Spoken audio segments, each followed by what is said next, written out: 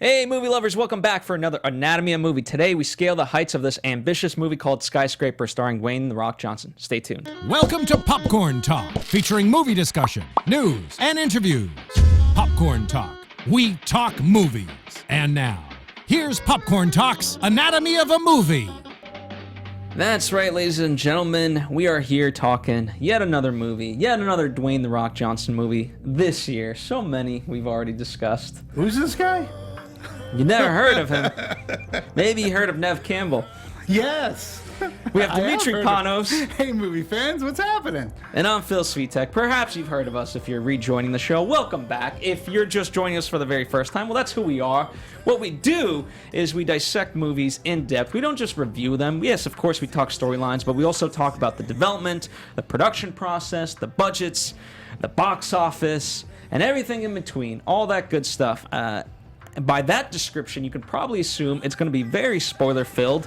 So if you're worried about that, stop it right here, go see the movie, then join us, you know? Or if you don't care, then, hey, power to you. What can I say? More power to you. And lastly, if you'd like to follow along, we do have our rundown in the description box. It's a little PDF. You can click on that, get all of our research to help enhance not only discussion, but also the movie. After all, that's our primary purpose. Without further ado, though, Demetri, overall thoughts for Skyscraper? Well, Phil, I was looking forward to this movie. I mean, the trailer sold it to me. I mean, it's Die Hard meets the Towering Inferno, which in fact ends up being what inspired this whole thing to be put together. And look, admittedly, this movie is big, but it's a screen full of stupid. But it's a stupid fun. It's the kind of like movie that you want to get out of the summer heat, grab a big bucket of popcorn, check your brain in on the first floor, and just go with it and have a good time. It seems as if it were filmed in the universe of the Fast and the Furious, meaning it breaks every single law of physics. It is universal. It's universal. But that's okay. Like, if you're going to pick on this movie, then you got to pick on all the Fast and Furious movies, too. You know, at the end of the day, the movie really is huge. I was really happy to have seen it on the big screen. There were times I actually, I got vertigo. It's like, whoa. I was a little bit afraid of heights. Actually, I'm not so much afraid of heights as I am of widths. As the great Boston comic Stephen Wright used to say. So I had a good time watching this movie. It continues this summer of fun. It was just a good dopey time, and it was short. It wasn't like over 2 hours. It was just under. The movie had really good pace. It was good to see Nev Campbell back on the big screen. And like I said, I saw this in a premium large format theater, and every single inch of that screen was filled, and it looked great. Mm-hmm. So, look, for a fun factor, I had a good time watching this movie. Fair enough. What I appreciated was that that Sarah, played by Nev, she has more to do than just kind of be the wife that's in distress. So I appreciated that fact. And I thought overall fun movie. Now, when you talk about the Vertigo, if I had anything to pick with the movie, it's the fact that we didn't stay on these shots long enough. And to me, it was like half a second, 1 second at best. And I'm like, okay, that doesn't necessarily give me the vertigo that I would expect from 255 stories up in the air. Yeah, well, it wasn't The Walk. Mm-hmm. and those people who saw The Walk know what I'm talking about. But it definitely, I don't know, when he was climbing up that crane, which is laughable in itself, but still, and the camera would go down and he's on that beam, and like there were times again on the screen that I saw it with, I was like, whoa. So that's where I was having the fun. A lot of it was shot from interior too, so we didn't spend a ton of time outside, but the other ridiculous scene with the duct tape on the hands, scaling, Spider-Manning. Listen, this is the best commercial for duct tape ever. ever in a movie. If you're I don't know the company that makes duct tape. Let's just call them Duct Tape Inc. They're clipping out this movie, and they're like, see? Look what you can do with duct tape. And if you can't, it's because you didn't use enough. You use enough duct tape. So, yeah. I bought into the visuals. The movie looked pretty good for what it was. You knew pretty much where it was going. You knew when they brought you into the Pearl, that room, and it became translucent, and all the video monitors came up. You knew that was going to come into play later on. But ultimately, I had fun. I agree with you with Sarah and Neve Campbell's character. I appreciated the fact that she had that military background, and that she also knew Cantonese, and that she was able to fight. So that was, I really appreciated that. And to be honest, I'm not entirely sure Neve Campbell would have taken the role had it not been a woman who didn't really do anything. Yeah, because, I mean, I don't think any woman should necessarily. Sure. So let's sort of backtrack a little bit. Rawson Marshall Thurber wrote and directed this, ended up doing this. Now, he had an interesting history. If you kind of look at him, Dodgeball, one of my favorite movies, a comedy, but it's got fun set pieces in terms of action. Absolutely. And then he does Central Intelligence, so there's the natural Dwayne Johnson tie-in. And then he is inspired to do this movie, as you made mention, Die Hard and Towering Inferno, which I have not seen either. So hey, listen, I don't... Because I watch movies doesn't mean I've seen every movie. And there are two movies that are far greater than this movie. And there were... Like, you could see the flashes of inspiration, just a little bit. I mean, look, the Towering Inferno in its day, this was the heyday of the disaster movie. You had the Poseidon Adventure. You had the Towering Inferno. You had Earthquake. And this was just, Meteor, and there was Swarm, and a lot of these movies all came out within this early 70s decade. But Towering Inferno is great because it was the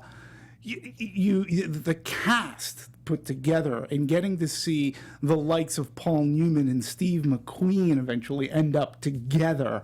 Paul Newman being the architect of the tallest building at the time, in San Francisco, and Steve McQueen being the firefighter, and going, Jesus, you guys make these buildings so tall. It's like, how do you expect us to battle a fire like this? And the drama, or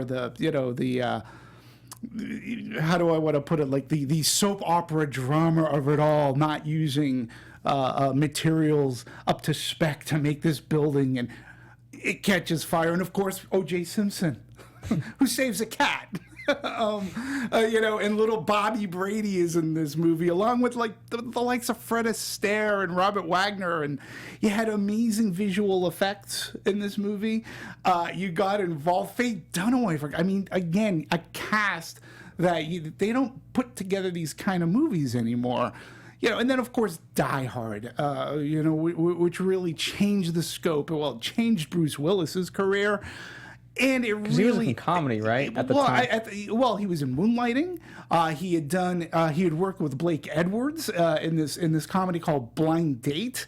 And then this little movie, Die Hard, comes out with this John McTiernan directing, and the movie just surprised the hell out of everybody the summer that it came out. And again, it was a movie that demanded to be seen on a big screen, much like Towering Inferno, which I believe won for special effects that year. And then it just changed action movies going forward, and it really changed Bruce Willis's life. So when you put these two together, it sounds like a great idea, and it's a fun idea at the very least. But if you haven't seen those movies, I do strongly recommend that you do. They are two different movies, and they're made at two different times. But this movie pays homage, I think, in a fun way. I don't think it degrades those movies at all. And they are still better movies, but you'll have fun with this one. So if you haven't seen Die Hard or The Towering Inferno or any of the other disaster movies that I mentioned, go check them out. I know that they're all available on Blu-ray, and you might be able to find them streaming somewhere too. Well, let me ask you this. Do you think the movie, because I've read this criticism from certain critics and a couple of fans that said the movie's not having as much fun as it could have. Like, for example, when you expect, like, if you're going to do, this isn't 100% a parody, but if you're kind of satirizing to a lesser extent, you just expect more ridiculous lines. Now, granted, Will Ford, Johnson's character, does say, like, what I'm doing is about to be ridiculous. But you would expect more lines of kind of that self-realization and the self-humor. Well, it's funny that you say that because John McClane in Die Hard, I mean, he does that a lot. And there's one thing to me to pay homage to, other than just to flat out rip it off. So, John, that character, I think you can't have him do that too much. And again, the audience should be, the audience is going, yeah, okay, you've got duct tape on your hands. That scene reminded me of the scene right out of, I think it was Mission Impossible 4, where Tom Cruise they're in Mumbai, is it? And they're on that tallest building, and he's got the gloves. Green is good, red is dead. And so I was like, but his gloves were duct tape, and he's scaling a wall. That's already ridiculous.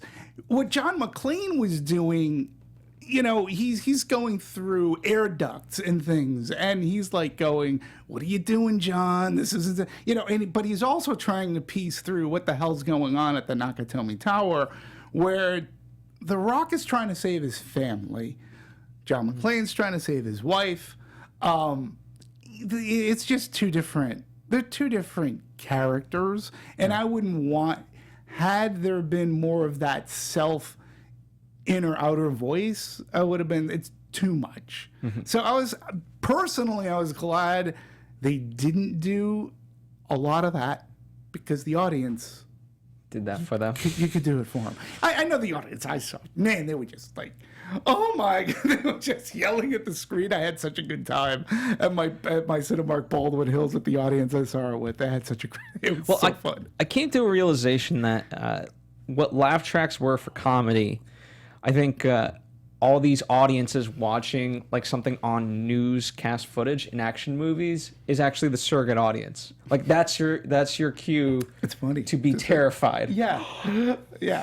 So I found that interesting as a realization watching this movie. But it's also, I know we're kind of comparing this, and we'll dive deeper into it. But it it does yield comparison because there's so many action movies. One of the things I couldn't help but think, especially when you made that comparison to Mission Impossible. Yeah. I think there's just an odd fundamental difference between the way Tom Cruise goes about action versus, yes, it's absolutely ridiculous that he's doing it with duct tape. Whereas Tom Cruise, you can't get more realistic than Tom Cruise in terms of action. No, and you're right. And this wasn't, well, number one, there is no Pearl. Number two, they're not putting, The Rock, as formidable as he is, ain't doing his own stunts. Like, whatever they're doing was in a soundstage, and you could sort of piece that together. But you're right. How Tom Cruise approaches an action movie and Dwayne, The Rock Johnson approaches one, I think they are totally different. Not that either one is bad. I'm not disparaging The Rock. I'm just saying they're two different movies. And if I'm going to see a Mission Impossible movie, I mean, that is a series that is just continually ratchets it up because Tom Cruise wants to push it. Push. This isn't necessarily a franchise movie. He isn't Nathan Hunt. This, hopefully a one-off. But he's got a more family-going audience. I think The Rock. I'm talking about The Rock now.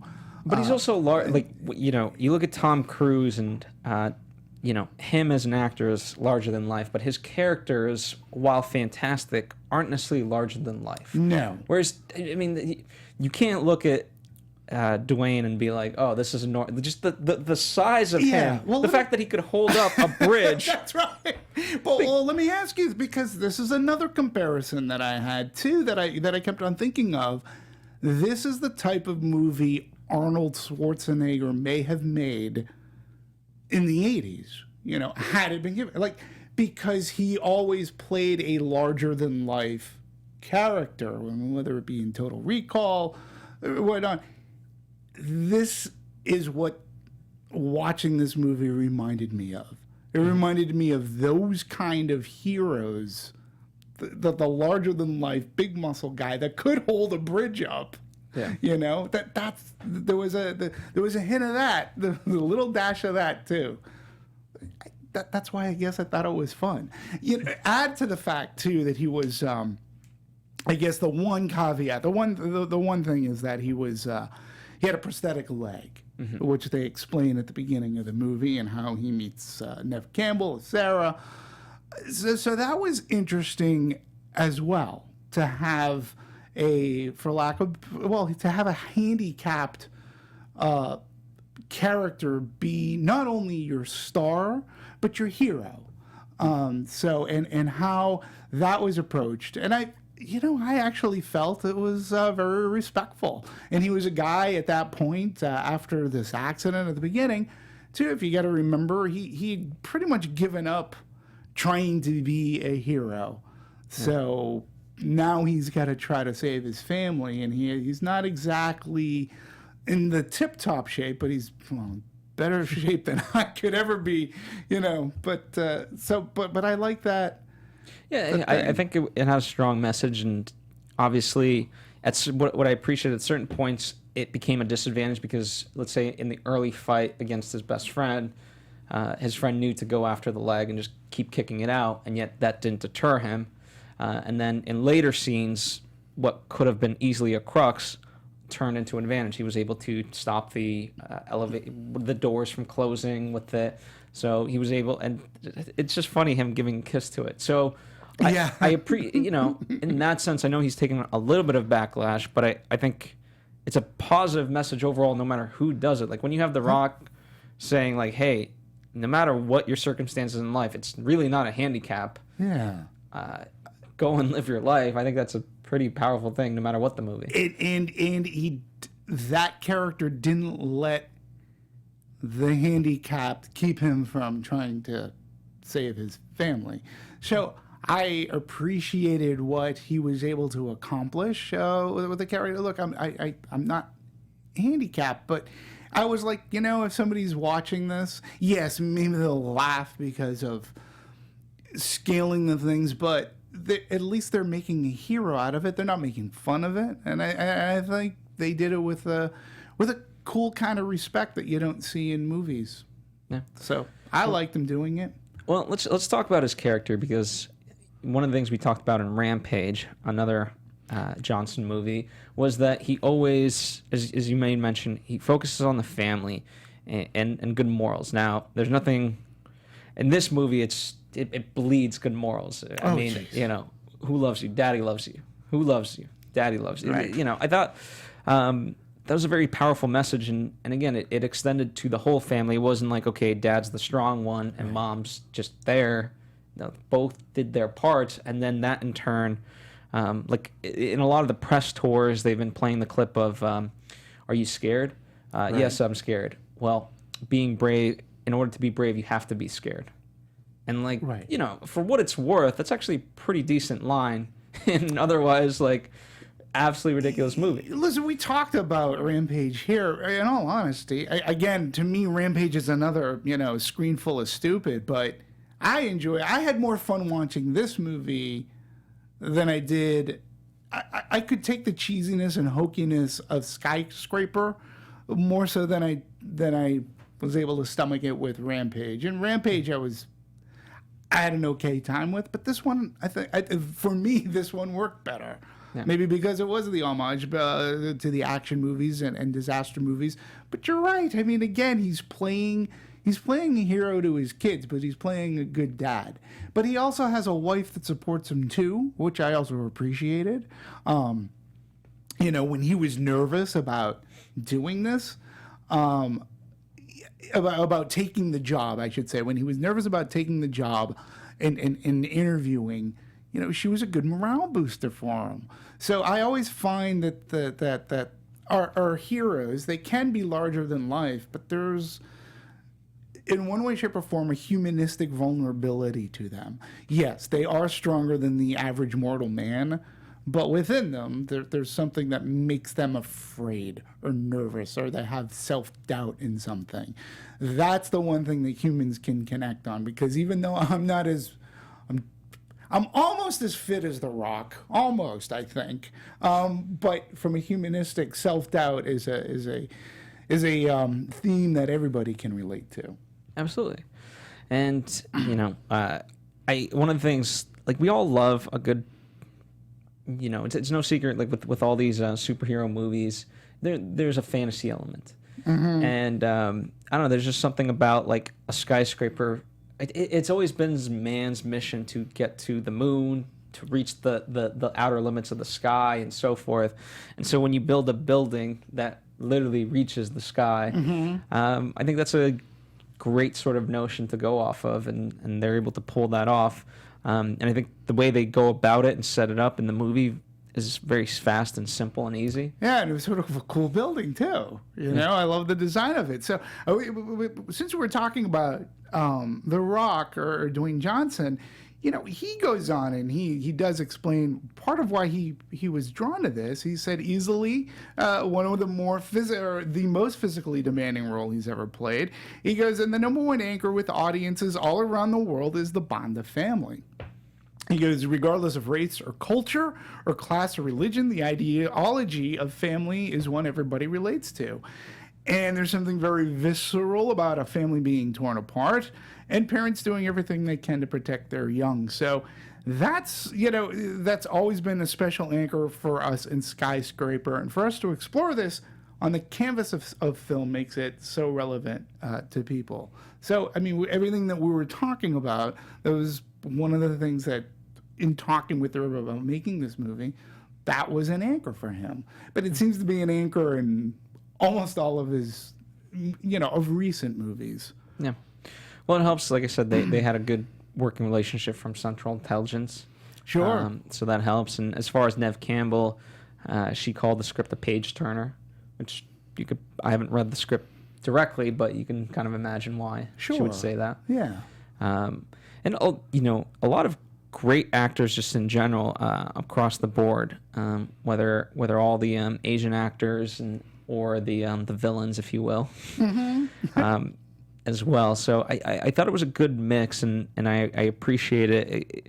As far as let's say the MacGuffin of the whole piece being this thumb drive, right? It is what it is. It's the MacGuffin. Yeah, it's what the audience doesn't really care, but the bad guys are after. Yeah, and it's funny when you talk about the cast.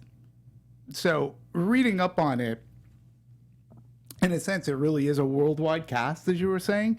Now, I'm sure any big fan of The Rock or Dwayne Johnson would know this. I didn't, and I found it fascinating about him. Number one, I didn't know he was born in California, to a Canadian father of mixed Irish and Black Nova Scotian descent, and a mother of Samoan New Zealand ancestry. So, and this role of Will Sawyer was written specifically for Johnson. And, so Neve Campbell, who, again, I've watched Neve Campbell. I guess I just don't pay attention because it doesn't matter to me where you're from. But now I'm finding it fascinating. She's like Canadian, huge up in Canada. Of course, many people believe Party of Five, the Scream movies. She took a little break. She's recently on House of Cards. And this is her first movie coming back from doing, features in a while. So, and then you talk about the international cast that we had going on there. And their detail to speaking the language, which was interesting because a lot of this movie, more than I thought, I should say, not a lot, but there was more than I thought, we're listening to, I Cantonese or Chinese dialogue without subtitles at times, which I found to be, it was like, oh, okay, you know, they're not going to let us in as to what they're talking about. So yeah, I really enjoyed I enjoyed this mixed cast. You can't say that this movie was whitewashed at all. At all. Let me ask, as far as because all these characters, obviously, we talked a little bit about the MacGuffin, but what do you feel about like the reveal of what this thumb drive represents?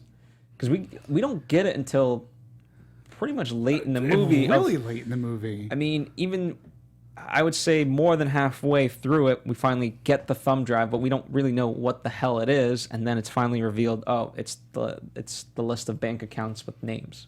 Yeah, and I found it interesting because I'm trying to. What's the? All right, so Zhao, played by Chin Han. Okay, he's the creator of this pearl. You don't know whether, you know, he hires him, it's his building, but I like what you learn, you know, later on in the movie, that in order to get this building done, he had to make some deals with some shady people in order to get the funding.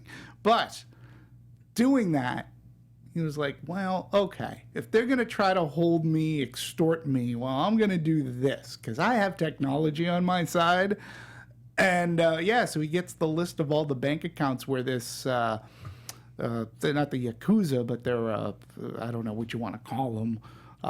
Yeah, I forget the name. Yeah, but they were like they weren't a terrorist organization, so to speak, but they were they were like a mafioso type of money kind of laundering thing. And he's like, well, I can, you know, I have a disk that if it ever comes down to it, I have this thumb drive that has where all their money is, and I can expose them. That was his way of holding leverage over them. I actually thought that the twist was sort of kind of cool for this. And Zhao actually turns out to kind of be a good guy in a way. You know, I mean, he was going to expose these people. He was going to get his ambition done, and he was going to expose the bad guys for who they were. So I thought that was sort of interesting. Yeah, you know what? Like, it's interesting as far as the sort of plotting of the movie. It had remnants for me, just maybe because we saw Jurassic World not too long ago, and that's a Universal movie. The original Jurassic Park, where everything just starts shutting down, and we have to do a system reboot. Oh, yeah, same thing. Yeah, I just had, I don't know, it had remnants of that. This movie has remnants of everything. Yeah. You know, it's interesting to hear Thurber talk about it, and I'm glad, but he says this is an original movie. Well, not so much. I mean, you're taking pieces from here and there. I do appreciate the fact that it's not a superhero movie, but you are, let's just say, paying homage to a lot of other things that we've seen done in movies before for what you have to do. But I did think Jurassic Park, when they, you know, in fact, I think even in the theater when they said reboot, I said, hold on to your butts. So there you go. Well, there's definitely a lot, like they set up a lot at play here, as far as everything, the mission, let's call it mission control, being whatever 2 miles off away from the skyscraper, right. Then the various levels within the skyscraper that we had to contend with, and the various people. So there was a lot going into it, and the culmination of it, I appreciated, like, I forget, Chekhov's gun, where you have to set up something early on. Right. And we knew that the Pearl and the whatever amount of TV screens, it was going to, I don't know, you just kind of knew that it was going to culminate into this. All these various pieces were going to come to a head there. Which, because we've watched it and we talked about it within the past, what do I want to say, year or so, reminded me of that scene from John Wick 2. When he's in the room, instead of it being television monitors, it's all the mirrors, which you can probably go back to, well, there was the Bruce Lee movie, and even James Bond used it, and Man with the Golden Gun. But this scene with all the monitors, it just reminded me of like that scene in John Wick 2, where you shoot at something, oh, he's not there, he's over there. You know, when The Rock goes to confront this Botha guy, and he goes, yeah, and he's like, yeah, but there's just one thing. And I'm like going, I'm behind you. You knew that he was not in front of him. Yeah. But it's still a cool scene. You know, I was still into it anyways. Yeah, and what worked for it was the bond at that point between Will Ford and Zhao, because in essence they were in opposition, just not on the surface level, but because they were forced to. Right. It's like, you have something I need, and I need it from you, and the other guy's like, okay, no, if I give it to you, I'm dead. And the way they were able to kind of create this plan, which you kind of knew, like there was going to be a bait and switch at that point and figuring it out. But at no point does Will ever abandon Zhao. No. When he could have easily, after, he was tired, wounded, whatever. Yeah, no, and I think in part because Zhao's intentions with this thumb drive were good. I mean, he did it for a good reason. So that's why, like, Zhao wasn't, and it was because they kept this from the audience. Like, you don't know really, you know that he's not on the side of the bad guys, but there was something there where you can perhaps question. So, and at the end of the day, it works out. And when, he says, it's so funny because he says a line at the end of the movie where Will goes to Zhao, like, what are you going to do? He says, oh, I'm going to, like, rebuild. Wasn't that the ending line to San Andreas? Like, what do we do now? We rebuild, and then you see the American flag. So, again, it's taken from different movies, but I did feel that Will was going to be working with Zhao and making it even more secure. Yeah, I mean, I think there's just an appreciation, like the fact that Will was the guy who assessed everything. Obviously, I don't know how you account for this portion of it, but as far as, I don't know, hurricanes, tornadoes, and all that stuff, it seemed like Zhao did a good job of ensuring, like, because unlike with Jurassic Park, spared no expense, he spared pretty much a lot of expenses. He really didn't spare any expenses, just no one would fund him apart from the mafia. The insurance guy who ends up being with the mafia. And there's a main difference between this movie, Skyscraper, and The Towering Inferno, whereas Paul Newman is the noble architect putting this together, and Richard Chamberlain plays the son-in-law who is the construction guy who uses he spares literally no expense, meaning he uses the most cheapest wiring, like, to get the building, like, whatever little it needed to make code, and hence that's what caused the problems, for that glass tower in San Francisco. Where in this, it seemed you couldn't have, Zhao couldn't have thought what was going to happen, so to speak. But now they're even more wiser. It's a good little stress test, isn't it? Yeah. All right. So one of the things I do want to ask you, what was your favorite set piece? For me, well, number one, I think the fight, the first fight, between Ben and Will, I thought it was a really good, intense fight. It again, that reminded me of some of the down and dirty, raw fight scenes that you would get in a James Bond movie, whether it's the most recent Spectre, which took place on a train with Dave Bautista, or against Robert Shaw from Russia with Love. Like, those are fight scenes. That fight scene was a pretty intense scene. I really enjoyed that a lot. And again, with Will's character, not really, he didn't maintain the training. If you noticed throughout the entire movie, Will was just trying to stay alive from the fights. It was, I gotta do whatever I can to not get killed. So it wasn't like he was dominating in the fight. Yes, he has the strength, but a lot of the time he's just trying to stay alive. And that fight was a really brutal fight.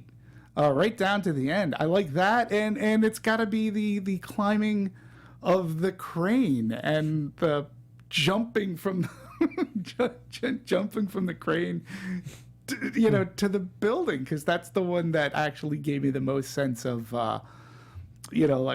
seeing it on the screen. I was like, whoa, okay. I'm surprised they didn't use more slow-mo shots for that. Yeah, me too. And just heightened it of like, I get it. I mean, the last time I saw like a jump that in the distance was like the Matrix. With Trinity. I know. So anyway, yeah, I think there was a lot of good stuff. I appreciated some of the smaller set pieces, even like in the staircases and things like that. Like there was a lot of small action throughout that built to some of these bigger set pieces. Sure. That I appreciated, and I thought it had good, like the fact that we're in a whatever you want to call it. I don't want to call it a jungle, but let's say like a garden of sorts. Right. And the atrium and the I thought that was a good set piece, Right. mainly because it involved the entire family. Right. And that was a good like breathing point in the middle of the breathing being an awkward word because everything's very heightened at that point. Right. But it was just a nice reset of like, okay, everyone's good. We'll figure this out, but at least we're kind of here together. We're kind of together and we're sort of separated. Like somebody goes up over here, and then it was, and then one of the villains, the insurance, Mr. Pierce. Mr. Pierce, played by Noah Taylor. It's been a bunch of movies. He gets his comeuppance, and that was pretty cool. So. The scene in the atrium in this big place was pretty cool too. It was fun. I mean, there were good set pieces I felt throughout. However, there again. So we have the Rock climbing up the crane, right? So on the ground, he's built some sort of an audience, some semblance of an audience going on, right? And I guess maybe because it's China, like they had like one of the biggest, largest HD television screens. So it was about as big as the screen that I was watching the movie on. And at one point, like they show the audience, and it was like watching the movie. Within the movie, and I go to the complete stranger next to me. I was by myself, and I was like, "Hey, they're watching the same movie we're watching, and they didn't have to pay." And the guy looked, he goes, "Oh my god!" He's like, "That's funny." I'm like, to me, that was I just found that, I don't know. I mean, stupid geek like that. I just found that very funny. Going, they're watching the same movie we are. Well, I told you it's the audience surrogate. Right. Absolutely. All right. Well, let's start diving into some of the production aspects of this. So primarily filmed not on location because the location does not exist. Although that was a funny whose Johnson is bigger type of comparison. Anyway. So filmed in Canada primarily, British Columbia. Imagining Hong Kong. I thought visually it worked quite well overall. I thought so. Yeah. I mean, the design of that building was really cool. And what it was supposed to, there was a mall, there were businesses, living areas. And again, if memory serves, it's been a few years since I've seen the Towering Inferno. That's the type of building that was supposed to be. Dubai. In Dubai, that tall building is supposed to be very similar too. Malls, shopping, living areas, offices, and such. So, yeah, I thought the design too, I felt was original. Well, they did. According to it, they took Chinese inspirations. This is from the New York Post. They were tasked with envisioning the architectural wonder at the center of Hong Kong's set, and production designer Jim Bizel and his team researched local myths for inspiration and came upon a Chinese fable they could work with. Yeah. So I have the fable. Sure. That I can read. I just have to. But before I do, too, because Winston Churchill is so quotable, and Jim Bissell was inspired by this quote where Churchill, when discussing the UK Houses of Parliament after they were damaged by bombs in World War II, said, "We shape buildings, thereafter they shape us." It was this quote that directed the approach of Jim Bissell to designing the Pearl. A building or city plan shapes the culture that it's in. It has to be steeped in the culture of that place we want to build it. It also needs to be architecturally viable and appealing, despite the fact we only had, catch this, 5 months to design everything and prep the movie.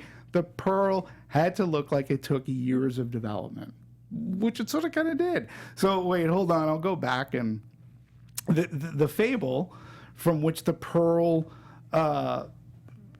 Originates. was inspired from, The Dragon and the Pearl. And once upon a time, there was a poor boy who lived in a very poor village. The land was as dry as anyone could remember, and every day the boy had to search farther and farther for grass to feed the livestock that sustained the boy and his mother. One day he was digging in the fields. The boy discovered a beautiful pearl. He put the pearl in a jar of rice for safekeeping, and the next morning the jar was overflowing. The magical pearl soon brought the village prosperity, and its people no longer hungered. Word of the pearl's magic spread far and wide, and soon evil men came to the village, intent on taking the pearl for themselves. The little boy swallowed the pearl, and when he did, he was transformed into a ferocious dragon. The skies opened, filling the river. The dragon disappeared into the water, for where he continues to guard the village and its people until the end of time. That's the Dragon Pearl and the inspiration for this. And there were evil men who came to the Pearl to take it over. That's right. So, yeah. Well, also, too, from a production standpoint, Robert Ilswit, he was the cinematographer for this, and we've made the comparison to Mission Impossible. Well, it rightly so, because he did Mission Impossible Ghost Protocol. He's also done a lot of movies with Paul Thomas Anderson, like There Will Be Blood. So, I think it's well in his wheelhouse to do a movie like this. Oh, absolutely. And again, you can't say this movie... There wasn't much in this movie, even though you figure that a lot of it's on set, because at the top of the show we talked about Tom Cruise and Dwayne Johnson. But it looked as effective on the big screen as possible, like without it seemingly being too green screeny. I mean, did you feel the same way? Like I said, I use the word larger than life very aptly. So, it takes real life and just expands the possibilities. Sure. But yeah, no point. I mean, I didn't feel like something was off-putting visually. Right. Not by any means. Yeah. No, in all the set pieces, whether they took place outside, and I mean, it looked, the way that it was lit, I really appreciated, whether it was on the streets, or up in the skyscraper, or on the control center, which was a few miles away, which again, if you think about it, in Jurassic Park, they had to go to the control, they had to go to turn the lights on, and there was a remote place. So it's all in here, folks. It's all in Skyscraper, but done in a way where you don't feel like you're, I don't know. I mean, we're referencing a lot of movies, but that just means a couple of things. We see a lot of movies, and it didn't do it in such a way that I felt like I was totally cheated. In fact, I was like, oh, that's like from Jurassic Park. I thought it was paying homage, or was the way that I looked at it. Again, I'm not saying that this movie is a great movie. Yeah, I mean, when you start to really parody, is like, for example, if Zhao said, "I've spared no expense," right. Like that's when you get into Yes. that territory of things. So it certainly didn't cross that line. And one of the things you mentioned, overall, less than 2 hours, about an hour and 40. Yeah. Give or take, and I thought, good job overall. Like, it in and out, fun. For an action movie, it helps maintain the pace, helps maintain the adrenaline. Right. It's tough to really have adrenaline for 2 hours, especially at this pace, this level. And it's something we talk about on this show, particularly about comedies. You don't go too long. an hour and 40 minutes for an action movie, yeah, it's tight, right? I mean, Die Hard, I think, broaches 2 hours. I know the Towering Inferno was over 2 hours. Those disaster pictures of the 70s were long movies because, again, you're setting up. There was a cast of characters. There was a lot of melodrama, whether it be an airport movie or Earthquake or Towering Inferno. There's a lot of setup before we get to when the disaster happens. You got to meet everybody. Where this movie, you pretty much, this took place 10 years ago. He's got a prosthetic leg. He's now married to the nurse who said everything's going to be okay. And he's bucking for a security job that his friend helped get the interview for. That's all you need to know. Boom, boom, boom. You're off to the races. Yeah. And it's shortly after that things start to unravel. And we get our first, big fight scene. Yeah, absolutely. And it is smart of them to even open it up on the way that they did. Because that's going to play later on, and it certainly does, because the villain's holding his daughter. Right. But nonetheless, even that in itself is an intense action scene to kind of get us started. Yeah. And again, going back to Die Hard, so in this scene, Will, he's even asked, he's like, I haven't carried a gun in 10 years. There is a character in Die Hard who's sort of kind of helping John McClane, he's a flat-foot cop who has a desk job, more or less, and it's because he had an incident, and he hasn't fired a gun in so many years, and without giving much away, but it echoes Will's character, because eventually that he's gonna do something to save his daughter. Yeah. And he certainly does. Yep. It's history repeat itself. Yep. But this time he knew what to do. He knew what to do. Indeed. So one of the other things we always talk about is music, and Right. I want to get your perspective on this because it's Steve Jablonski who's done Deepwater Horizon, which is another movie we talked about, and he's done Transformers and things of that nature. For me, not necessarily the most memorable, but serviceable. It didn't detract, didn't necessarily enhance. It just worked. It just worked. Again, it's this isn't a. If you're gonna do the comparisons, John Williams, I believe, did the Poseidon Adventure. Jablonski is no John Williams, but it works. It works for whether it's heightening suspense or tense. If he's out in a window, it works. Again, not memorable. Do I need to revisit it? Not necessarily. But for the purposes of this movie, it never overreached. It never detracted from the movie, and it never became bigger than the movie, which it shouldn't. Yeah. You should let the action stand, and this should be the great bed to heighten the action. I'm surprised that, speaking of reach, I'm surprised that they never used that quote, "Man's reach must exceed his grasp." Right. just something, if you want to add it to the extras. Should have been the title card. Just something to think about. Anyway, as far as, I don't know, do you have anything to add on that, production-wise? Well, I mean, it's just in addition to the design team, Bissell had the luxury of filmmakers' consultation with Adrian Smith, the architect of Burj Khalifa, the world's tallest building, which I believe that is the building in Dubai. And Flynn, the producer, reached out to Smith, who revealed his ideas in turn. Adrian told us that one of the many issues with buildings, these mega tall structures, is something as simple as elevator cables. He goes, they simply don't exist at that length required to reach that height. Makes sense. And he goes, so imagine if you could, you use magnetic, which that elevator was magnetic, if correct, which is sort of kind of what the monorail at Disneyland and Disney World sort of kind of works on. So, I just find it interesting calling in this guy as a consultant to build the Pearl, which gave it, I think, a realistic look. And another thing that I think should be noted, because I found it to be at least very, just have to find it, I found it to be inspirational, at least for the movie, at least for the crew, and at least for Dwayne Johnson, is that they used an actual gentleman who's he was in the Paralympics.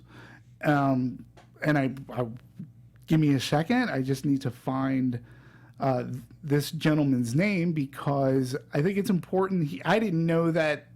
I mean, it makes sense that they brought on a consultant for this, but I think his story is fascinating, and how Dwayne Johnson drew inspiration from him, and that he really helped him in even climbing the crane. He's like when you are jumping off something, whether it be a ladder, it's like you don't jump on your prosthetic. You have to do this, and your gait's a little different. But give me a second, I will find it. Stall for me. Sure. Stall for me. So while you do, we'll backtrack. Oh, there we done. go. There you go. So Olympic Jeff Glassbrenner was on the set. So he's an amputee, and Flynn was particularly inspired when he watched a piece, the producer, on HBO's Real Sports about Paralympian Jeff Glassbrenner. And it was one of the most inspirational things he'd seen. Jeff lost his leg when he was just 8 years old and was told he would never be able to play sports or live a normal life. This was at 8 years old, okay? But he soon decided he was not going to play the victim or be a victim. He was going to take back the reins of his life. Since then, catch this, he competed in 45 Ironman triathlons. He's become a 3-time Paralympian and world champion wheelchair basketball player. And recently he became the first American amputee ever to climb Mount Everest. And so when he was asked and he came on, like he was like, yes. So, and this is in a sense, you brought it up briefly at the top of the show, but there's been a little bit of blowback. Yeah. Because and I'm like, well, they have one of the most forefront people who decided not to let this. He decided to live his life, and to me, the fact that he felt on board to do this movie, I think, and he even goes on. Jeff feels the film is so important as an inspirational piece for everyone the world over, and I don't. We said this earlier. I don't disagree.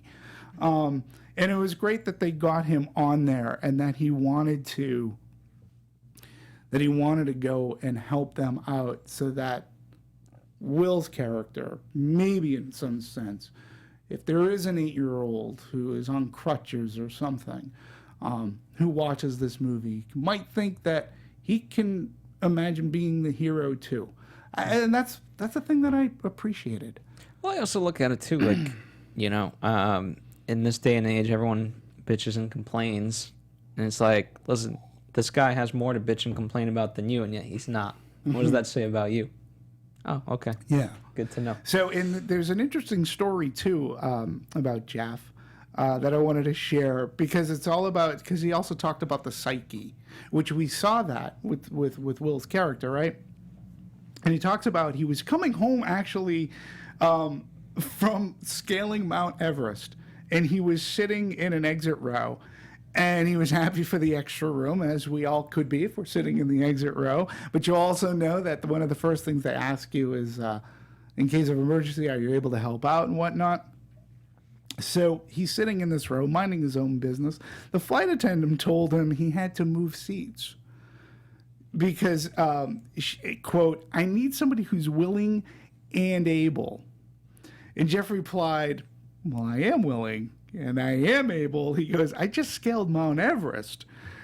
She made him move anyways. And he didn't make a fuss. But he goes on to say it's just one example of how we see a disability and not the person.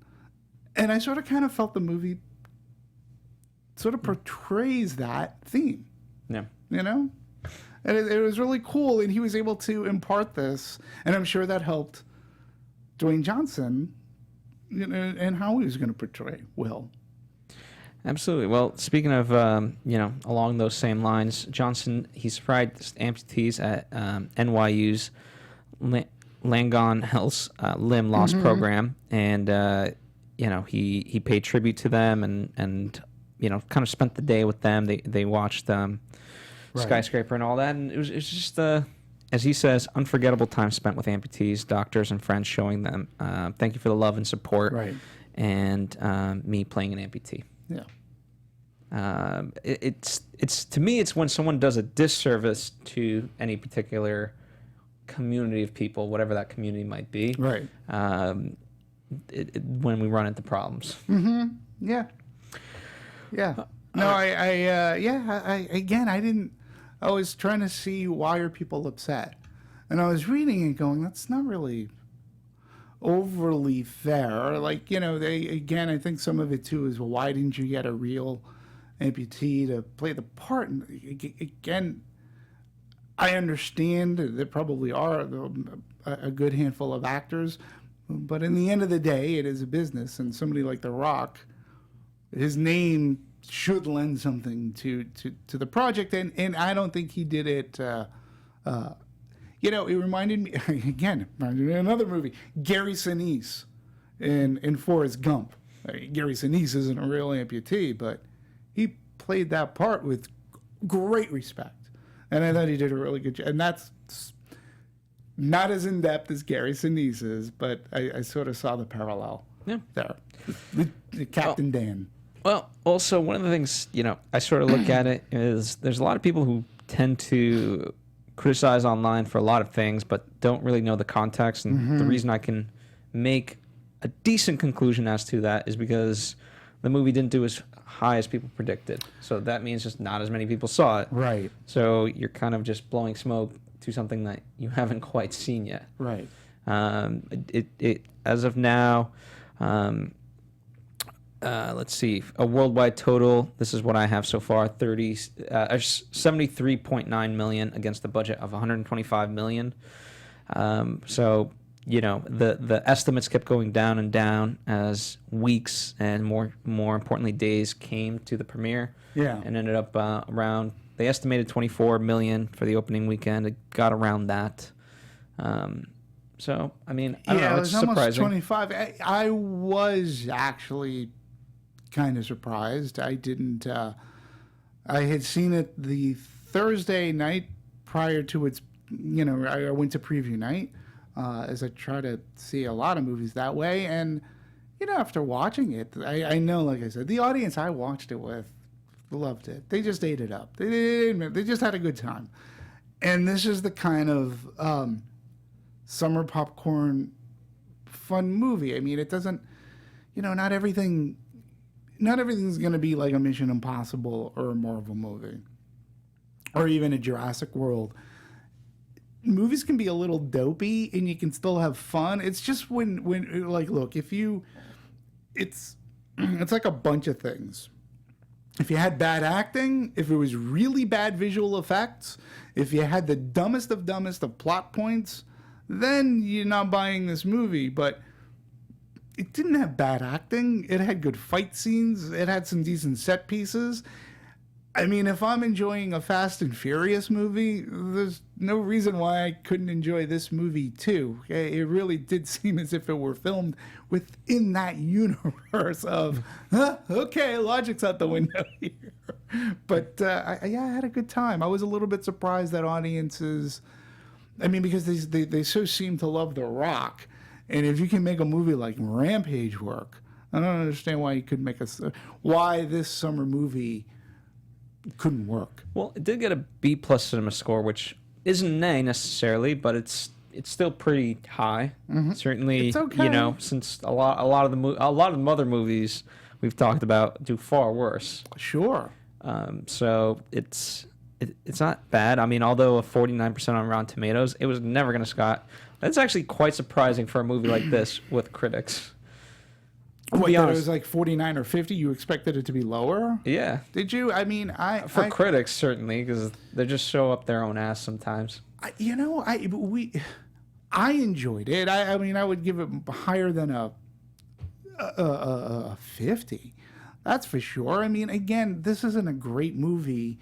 But I did, while watching it in the summer, it did give reprieve to the heat. I had a fun time with the audience. It It looks very grand on the big screen. And Thurber says he made this movie for the movies, for the big screen. And I think all the $125 million, which actually, in this day and age, for this kind of a set piece movie, sort of kind of cheap, right? Yeah. When we talk, I mean, like, we're not talking Blumhouse budget, but 125 for how this movie looked, I think they came in on budget pretty well. Yeah. I think they did a good job.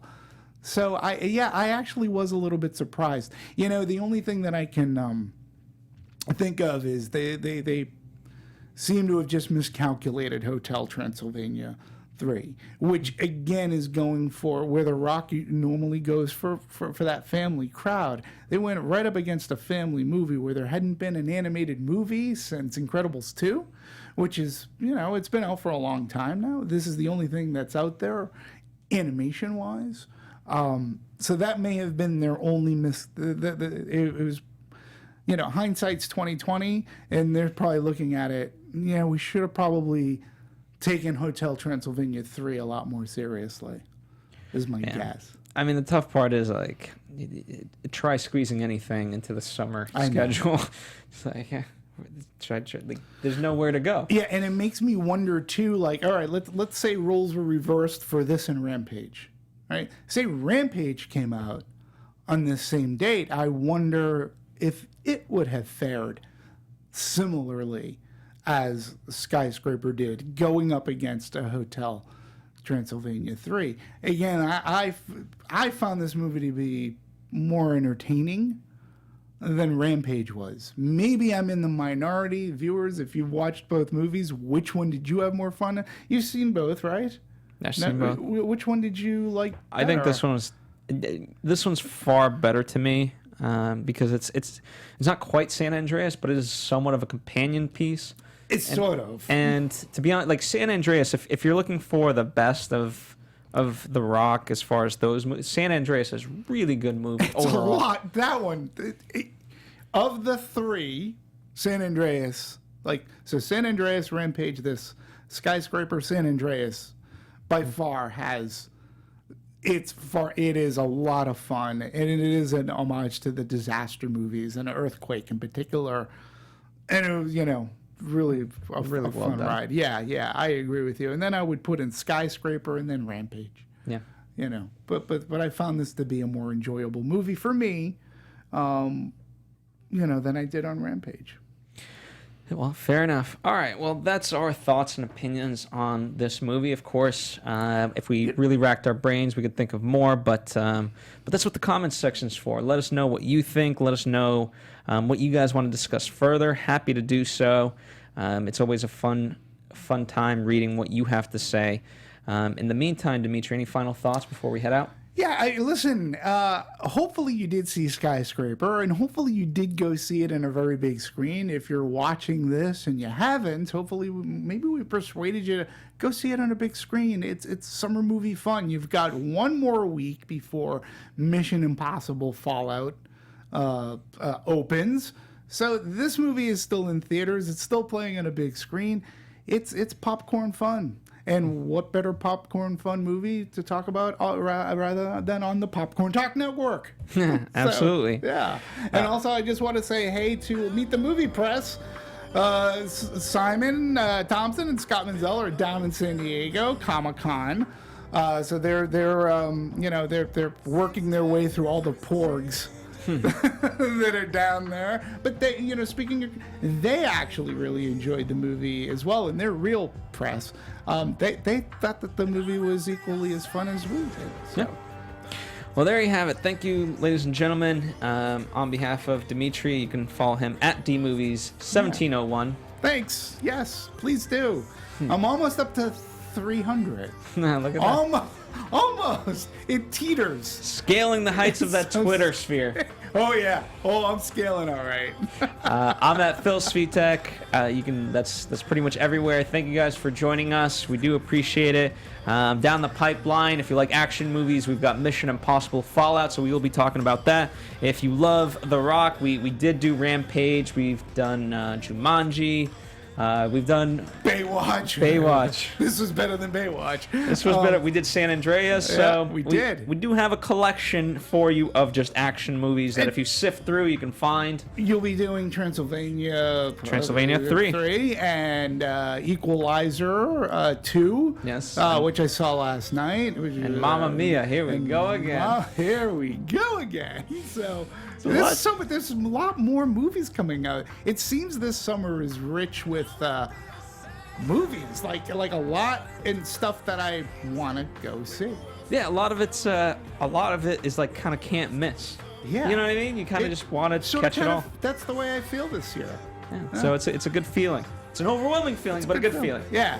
All right, ladies and gentlemen, we're Anatomy of Movie here on the Popcorn Talk Network. For more of Demetri's stuff, check out Meet the Movie Press earlier on Fridays, or just check it out on demand. Thank you guys as always. We'll see you next time. Bye. Bye. From producers Maria Menounos, Kevin Undergaro, Phil Svitek, and the entire Popcorn Talk Network, we would like to thank you for tuning in. For questions or comments, be sure to visit popcorntalk.com. I'm Sir Richard Wentworth, and this has been a presentation of the Popcorn Talk Network. The views expressed herein are those of the hosts only and do not necessarily reflect the views of the Popcorn Talk Network or its owners or principals.